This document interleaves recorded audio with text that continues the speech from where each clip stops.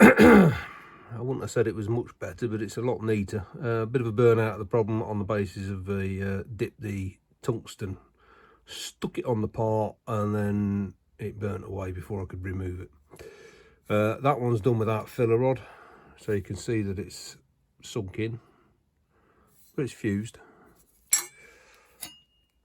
That one's done with filler rod, and as far as I can tell, I haven't had the heat high enough, and yet you can look at this difference in the spread of the heat.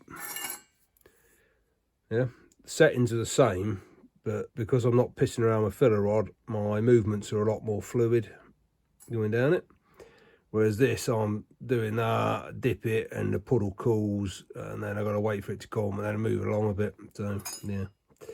Anyway, next job was to basically, one side of this is 90 degrees to the bottom foot, to the fat face, it being tapered.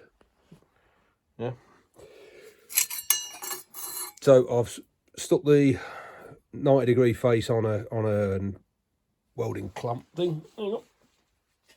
Like that. Stuck it on that. Brought it down to the table, marked round with a pen, and then just ground it back to give me a reasonable edge. It's not brilliant at the moment, but it's close enough to me to then cut a flange for half an hour, big enough to go all the way round, cut the inside of it out, and then I am going to then TIG it on that way up, just along this edge, basically melting that edge onto the flange. I'm gonna try and do it without filler rod on this. That will give me the outside flange for half an hour, so I can then duff it through the bulkhead, having chopped out the existing one, and I'll make the flange on a 1/2 inch, 5/8 of an inch wide all the way around. Once that's through, I can then TIG weld that flange onto the bulkhead, and then worry about the inside face when I do that, which, as you can see, is just as I chopped it out. So that's my thing. I'm not sure how I'm going to cope with that. That might need a bit of filler, and same on that one. But we're making progress. It's bloody parky. Well, that's the orifices roughed in. I'm going to clean them up, and then it's a case of tweaking the fit a little bit. It's a bit gappy there. But by the same token, if I spot weld them on, I should be able to, for all intents and purposes, deform this to a tight fit into that once it's spotted in. Same with that one. Well, that's actually a better fit all round, apart from the oval. So yeah, next job's basically give them a clean round with a bit of abrasive paper, and then degrease them, and then we'll spot weld them on. Getting better. I certainly seem to be more in control.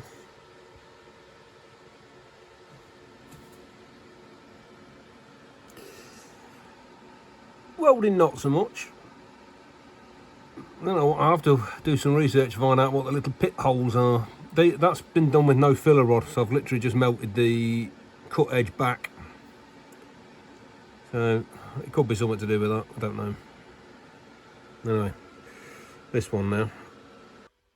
Alright, it ain't the prettiest, but from a personal point of view, it sticks together, which is better than I've had with any other form of welding I've done. And a bit of a clean up. I mean, all right, yeah, you can see that it's a fabricated unit rather than swaged, but bit of thick paint, that'll be all right. It's only a bloody orifice for wires going through anyway. But yeah, it's worked out all right, that. Might need a bit of a tap round just to take out the distortion that's in it. Yeah. Yeah. So yeah, just a bit of grinding. As I say, I haven't used filler rod on it. I've just melted it into itself. The penetration's pretty good, that's the underside.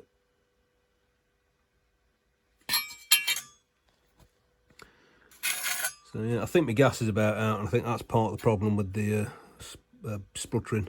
Started to do all right here, and then had a pause, and then I did another bit, and then just lost the rhythm again. Right, a bit more grinding. Oh, I'm quite happy with that.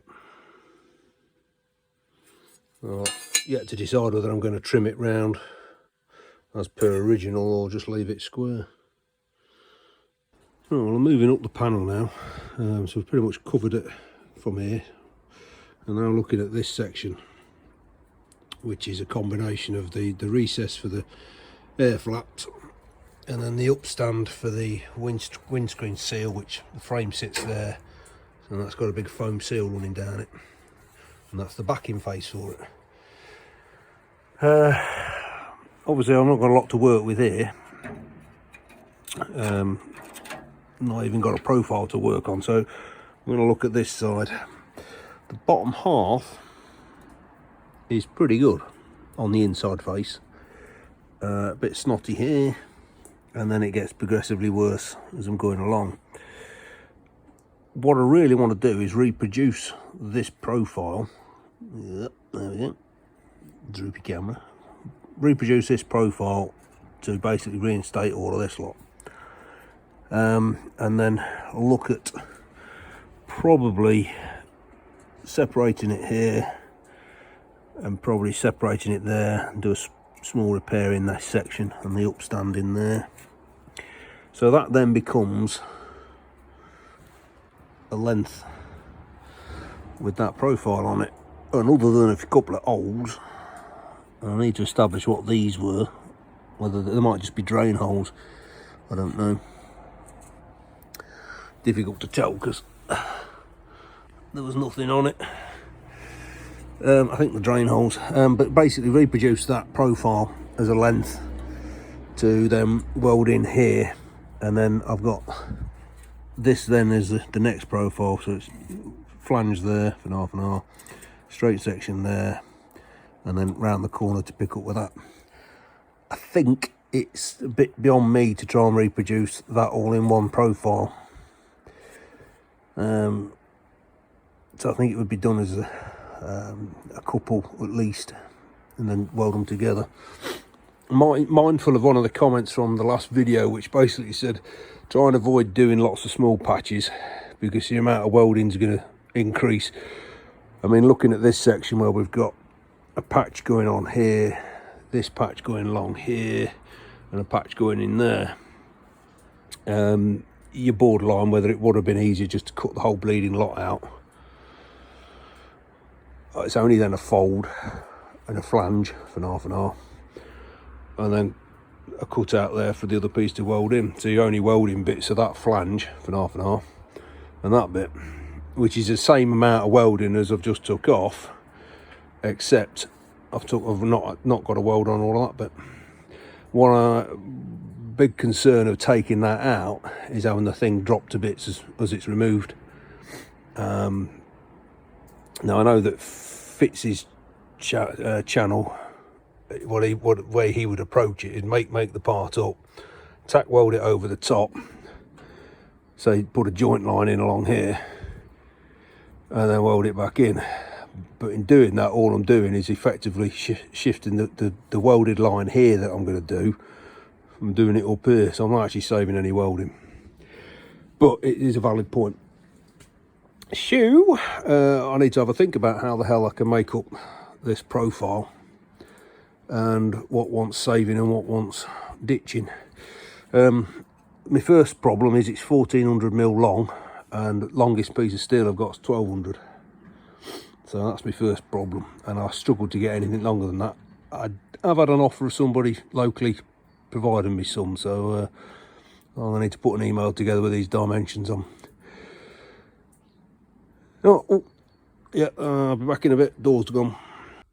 Well, in true Blue Peter style, this is what we're doing. That's the profile for the upper portion of the vent hole. So if you like, this bit here is where the vent the air flows through this way, yeah.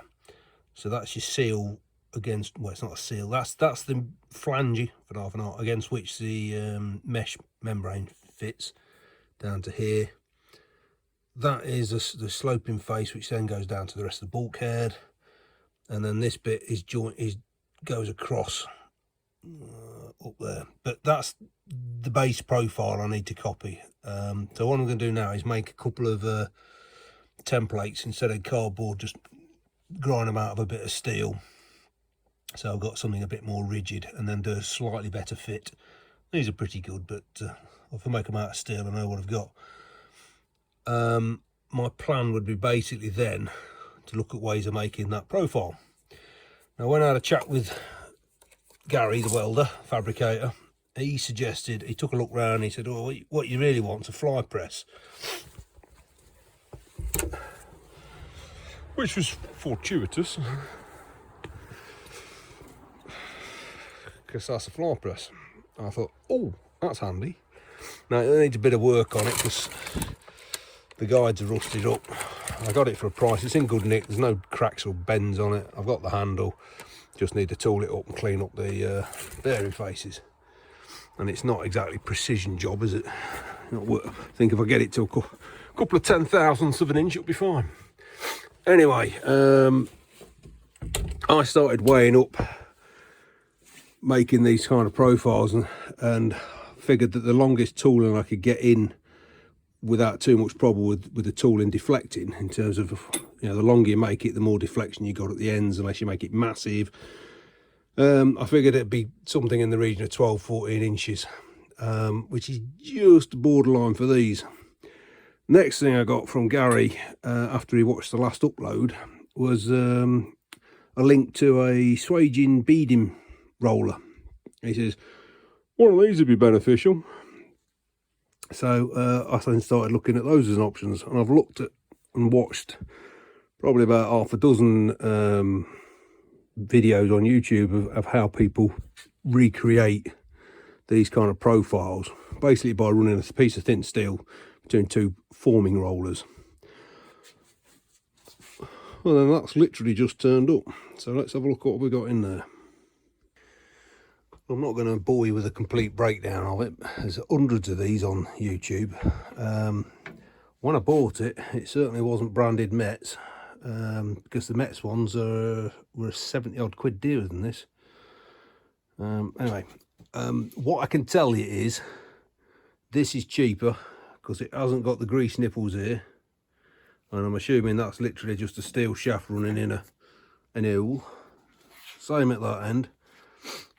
There's no handle on that. Alright, the handle's a bit pikey. A lot of leverage, so that must be about 14 inches long. So, yeah, the idea is you have a pair, I think these are shear rollers, but you have a pair of forming rollers like, let's see, that would be a bead, and that would be a corresponding bead. But you can also run the bead next to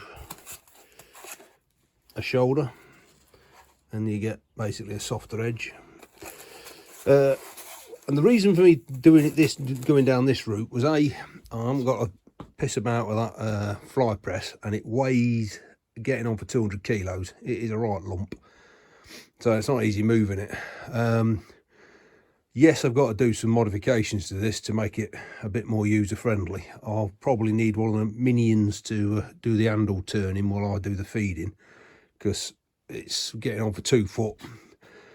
And I think I'd lose sight of what we're doing. The other thing that they fall foul of is when the wheels come together under pressure, you see that deflection, and I'm not really giving it much there.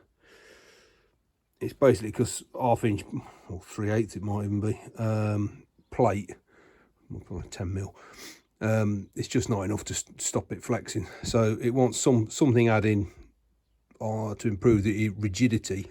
But I only actually want shallow width stuff, So I've just watched a guy and he made up just a little clamp bar which sits over the top here and clamps the top to the bottom at this point, making the whole thing more rigid. Now when I was looking, there was a nice unit with an 8-inch throat made by, I think it was Eastwood. Quite a nicely made piece of kit, 250 quid, which was getting on for 100 quid more than I wanted to spend, but I wouldn't have had to do anything to it. However, the only UK agent, which I think is Frost Fabrication, I ain't got any. I found it on a couple of American eBay sites, but none of them had shipped to the UK. So there must be some kind of unique, what do you call it? You could sell it and nobody else can kind of arrangement. The other thing you get with these is you have to be able to adjust the offset on the wheels. And I noticed that this is done on this one. Looks like by a pair of bars, but you're limited on the handle there. So it might need a bit of grinding round, because those teeth should be able to go over the top of the handle just to enable you a bit more offset. And I believe on these, everything's held on with a grub screw onto a flat. Yeah. So yeah, this seemed the easiest solution. So in theory, I should be able to make up cut length of steel, either make a profile which will give me the whole profile for each, for the top and the bottom of the vent. So obviously they're different. So one set of rollers to do the top half and one set of rollers to do the bottom half, and just make up the length of it, cut the length, and then insert it into the bulkhead. So I might end up making some bespoke rollers for it, rather than trying to make multiple passes of different profiles, which I just think is a recipe for me cocking it up. Right, well, get that lot back in the box. So I've transferred the cardboard profile onto a piece of steel. So that's what I'm trying to produce to repair this edge, and it's only in a couple of spots along here. And then this one is not as easy, for the simple reason there's more of it. And because this edge is all blown up, turns out there's not a straight bit on it. It fits in one spot and then not in another. But weighing up which bits are critical and which bits aren't, I think that's near as snuff it. I'm just going to clean that up and then have a look at making the profile.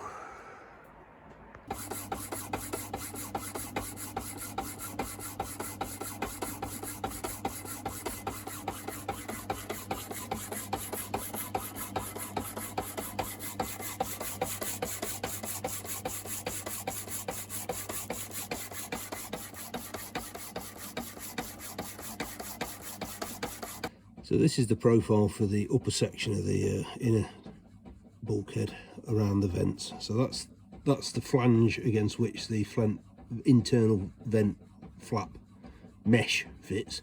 That's a mouthful. And I was going to basically just make a profile, cut it, and then make another bit to do this.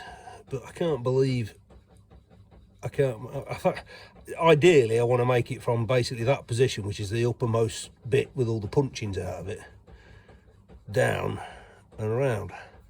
So if I look at that as two separate sections, crease there and an upstand there, and then it's basically that. So it breaks it down into some smaller components. So I'm going to try and make that as one section.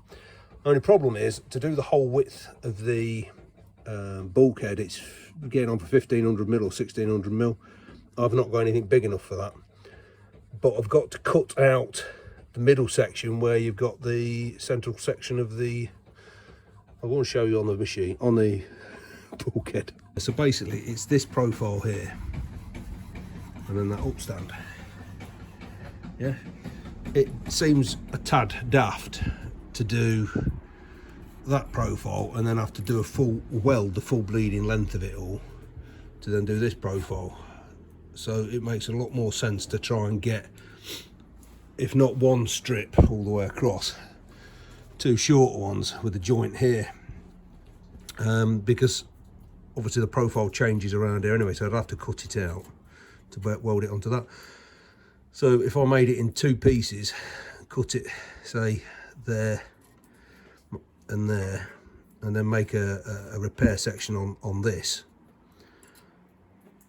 I could basically take that profile through, butt joint it onto this bit, and then just do a butt joint there in the middle.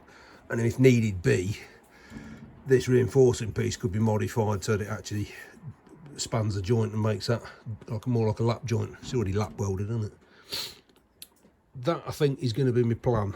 Whether I can achieve it or not is a different matter. I've asked the question of what the hell is it, welding wood or wood weld or something like that. There's a guy on Facebook who makes component parts for BulkHeads for series Landrovers, but I've not seen anything from him from series 3, so I've asked him the question, what would that profile cost? Based on a series 2, it's a couple of £100, so I might it's been nice to get the figure and pass it out anyway. So yeah, that's my plan. Anyway, meanwhile, number one son is cutting the blocks for me. Well, the first job is we're going to make a mandrel to hold the dies. So I'm face off this, centre drill it, turn the end down to and then put an M16 thread on it so I can put a locking nut on, and then stick it out a bit more, turn down the next section to give me 22mm diameter, which is the ID of the forming dies, and then we'll get on with it from there. It's just a piece of scrap steel I've got, and so it'll be mildish, lukewarm.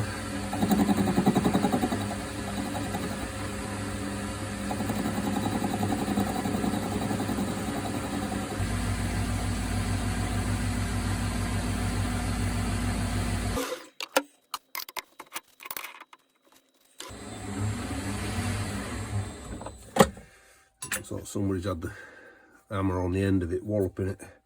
It was given to me by a nice gentleman by the name of Rodney.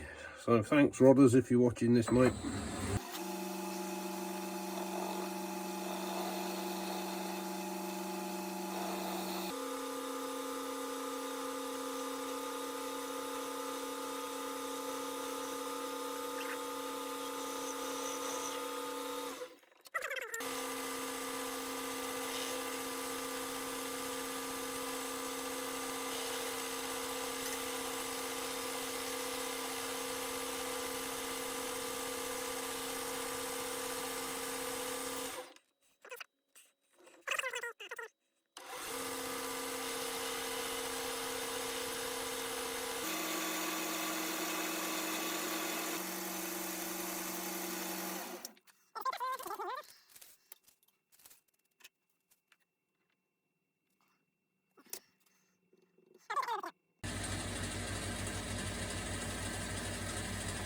This is the final pass to bring it down to 22mm.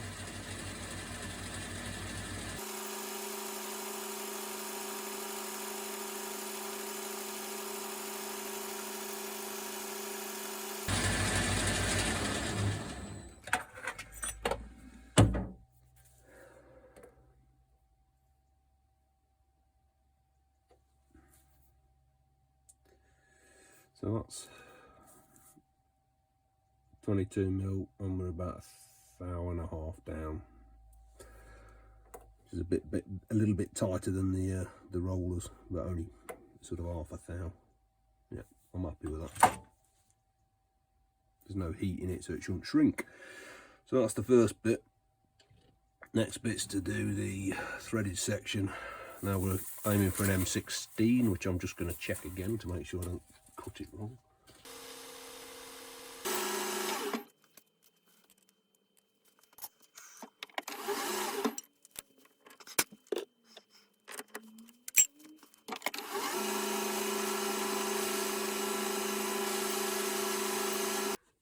So the thread we're looking for is a 2mm pitch. So we need C, which is here, and we need to make sure we've got the 50 gear there, and then this selector lever directly underneath the tube. So that's our 50mm pitch gear. That was the one that was normally driving it to give us a lower feeds. So everything's right, and that has to be a 45, which it is.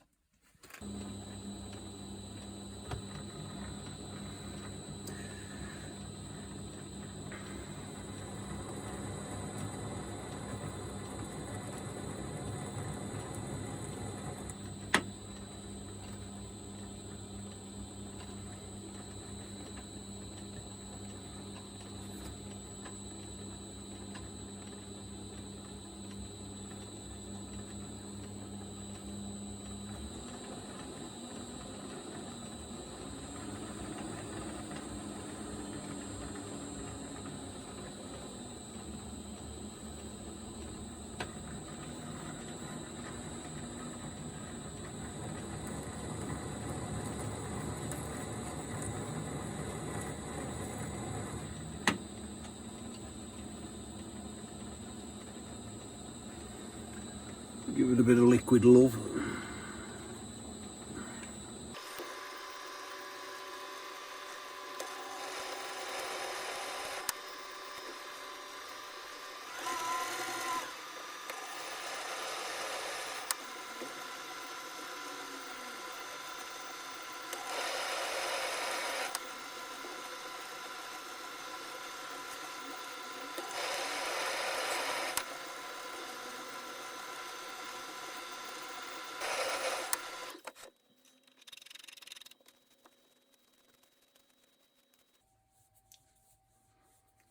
Yeah, I'm happy with that.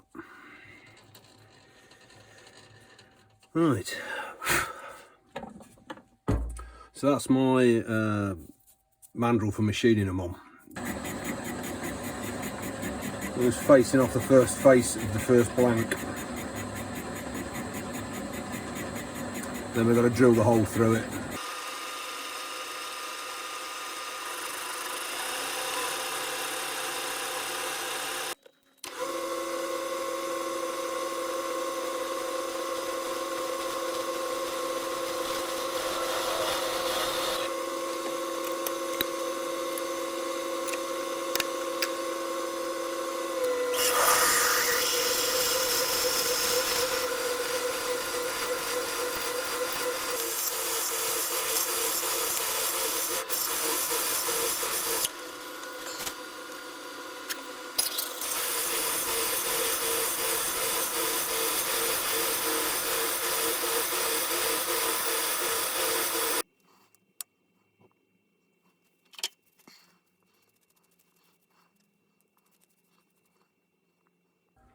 So that's had its final pass with the boring bar.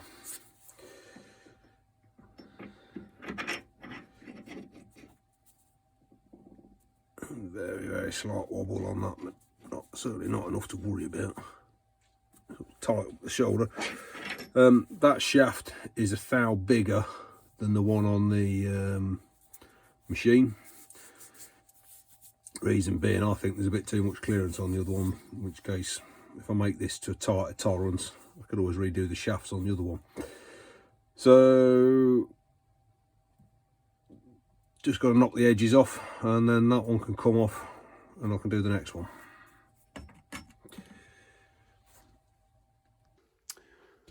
So there are the two blanks we've made up. They're not screwed on and they're not grub screwed yet. So the next job is to turn the profile in them.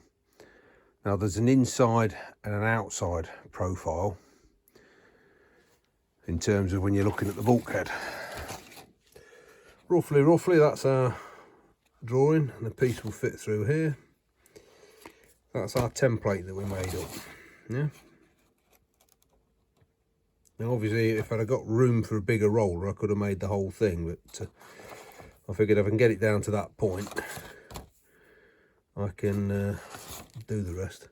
So what we need to do is decide which one of the rollers is the master and then which one is the follower, because the master will be the one that follows that template, and then we've got the material thickness and then the matching if you like, male component or the upper one. So it's actually, I'm going to do it so when it's rolling, for all intents and purposes, it'd be feeding it through like that. So the bottom roller is the one that's going to be matched up to this template, and then the top roller will be matched to it. And then we have to make sure that when the top roller is being brought in to match to it, we're taking off a little bit extra material to allow for material thickness. So I'm just roughing it in now. I'm leaving enough on to be able to actually fit it with a file by filing it on the machine. So this bit's got another, I think it's about 15 thou come off, and then blend that back to it, and the same from this point here back into the bottom of that curve. That's about as near as I can get it. The key factors are that face and that face, and then basically making sure that the corners are in roughly the right spot.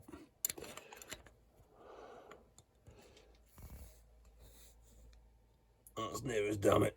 Obviously, when I come to make the mating part, it is going to be subtly different profile, but given that when I was trying to trace this on the actual bulkhead, because there's so much rust and debris under this area and around here, it's only ever going to be an approximation, and I can tweak what I've done. So that's the first one done. Now I've got to make the mating one. So if you like, that's the easy one. Yeah, well, it's like technical error. I made that and I've cocked it up, so I'm having to remake it. It doesn't mesh. It's a long way out. I think in total I've had 8 phone calls whilst I've been trying to do this. Anyway, I've decided a better way of doing it is to get each of the positions for the peaks and the troughs, and then basically set up a gauge, plunge in till I've got that right, and then I'll adjust the compound slide until I get an angle which blends the peak with the trough on each side. It's a bit of messing about, but it gives a better result. And so basically, come out from where I've plunged, index across to the next position, and then plunge in. And this one I've got to plunge in 2 mil.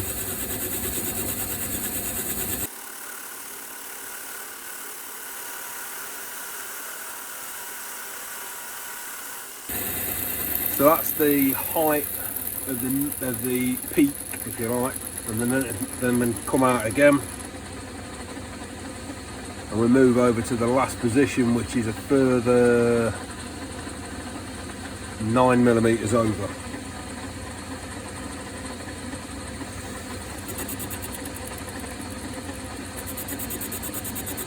That's 2.5, 5, 7.5, 8, 8.5, 9.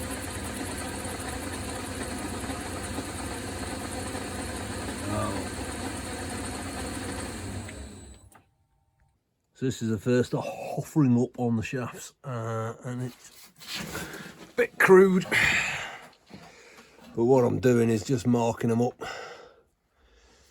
So I know that I need to take a bit out of that top face. That'll shift it that way, which will close up that gap, but in the compensate by opening that gap, and it'll close that one out of it. So it's just fudge it until it's about right.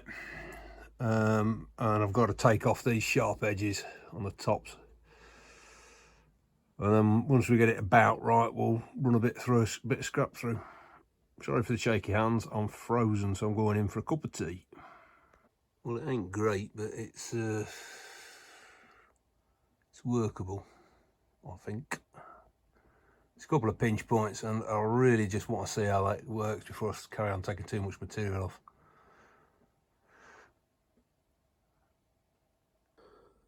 So that's the first trial run. It's only a short piece of scrap. There's a bit of marking, but I'm not overly concerned, given that it's the inside face, and B, it's going to be painted over. It's not a million miles off. If I compare it with too many hands, not enough useful ones.